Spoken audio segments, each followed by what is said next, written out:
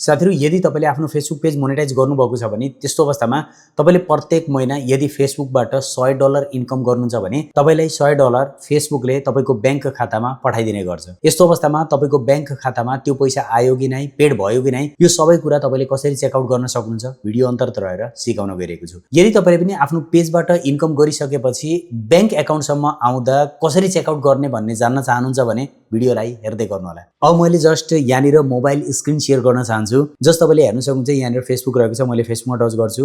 Just म आफ्नो Facebook पेजमा आएको छु। मैले यहाँनिर प्रोफाइलमा टच गर्छु। प्रोफेसनल ड्याशबोर्डमा टच गर्छु। तपाईले पनि यस्तै तरिकाबाट चेकआउट गर्नु होला। यहाँ आइसकेपछि अलिकति डाउनमा जानु होला। यहाँ तपाईले हेर्न सक्नुहुन्छ तलपट्टि रहेको छ अदर टुल, यसमा टच गर्नु होला। यहाँ टच गरिसकेपछि तपाईले हेर्न सक्नुहुन्छ पेआउट देख्न सक्नुहुन्छ, यसमा टच गर्नु होला। पेआउटमा गइसकेपछि तपाईले हेर्न सक्नुहुन्छ अन द वे भनेको छ। भनेपछि जबसम्म मेरो $100 पुग्दैन तबसम्म यहाँनिर माथि लिस्टेड हुँदैन। र अहिले रिसेन्टली हेर्न सक्नुहुन्छ $8 देखाइरहेको छ। मैले इन्कम गरेको यहाँनिर सो भइरहेको छ। त्यस्तै तपाईले यतापट्टि हेर्न सक्नुहुन्छ माथिपट्टि ट्रान्जेक्सन रहेको छ, यसमा टच गर्नु होला।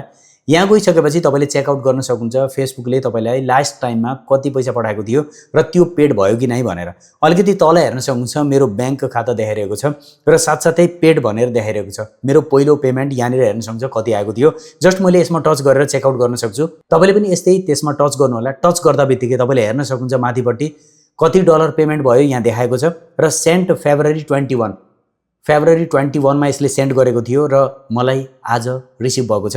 यहाँनिर तपाईले हेर्न सक्नुहुन्छ माथि देखाएको छ स्टेटस र यहाँनिर हेर्न सक्नुहुन्छ भनेको छ प्रोसेस्ड भनेपछि फेब्रुअरी 17 मा चाहिँ यसले प्रोसेस गरेको थियो र पेड भनेको छ फेब्रुअरी 21 भनेपछि जब उसले तपाईको बैंक खातामा पठाइदिन्छ त्यसलाई पेड सेक्सनमा राखिदिन्छ भनेपछि पेड भयो भनेर भन्छ। यस्तो अवस्थामा तपाई आत्तिनु हुँदैन, तपाईले वेट गर्नुपर्ने हुन्छ। तलपट्टि हेर्न सक्नुहुन्छ फेब्रुअरी 21 2026 भनेको छ it may take up to 7 business days for the money to be visible in your bank account भनेको छ। भनेपछि तपाईले के बुझ्नुपर्छ भने तपाईले जब यो पेड हुन्छ फेब्रुअरी 21 मा तपाईले वेट गर्नुपर्ने हुन्छ। 1 वीक सम्म तपाईले वेट गर्नुपर्ने हुन्छ। त्यो बेलासम्म यदि पुगेन भने त्यस्तो अवस्थामा तपाईले बैंकसँग कन्ट्याक्ट गर्नु होला भनेको छ। भनेपछि यदि तपाईले आफ्नो इन्फर्मेसन सही तरिकाबाट पुट गर्नुभएको छैन, बैंक एकाउन्टलाई सही तरिकाबाट राख्नु भएको छैन, त्यस्तो अवस्थामा मात्रै तपाईको पैसा होल्ड हुन सक्छ। नत्र भने तपाईको पेमेन्ट सजिलैसँग तपाईको बैंक खातासम्म पुग्छ। मैले तपाईलाई बैंकमा पनि भिजिट गरेर देखाउँछु। यहाँनिर जस्ट म मेसेजमा जान्छु।